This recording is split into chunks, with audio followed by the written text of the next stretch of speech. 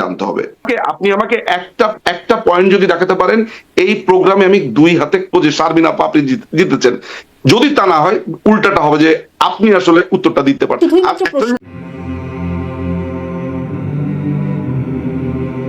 আমরা যে ভার্ডিক্টটা কোর্ট থেকে দেওয়া হয়েছে সেই ভার্ডিক্টটা 14 সালে আপনি আমাকে একটা পয়েন্ট যদি দেখাতে পারেন এই প্রোগ্রামে আমি বেট করে পারবো এটা না। আমি আপনার কাছে কিছু প্রশ্ন ব্যাখ্যা চাই। পারতে হবে কারণ পারতে হবে কারণ সেটাও পারবেন না। আমি শুধুই মাত্র প্রশ্ন করব।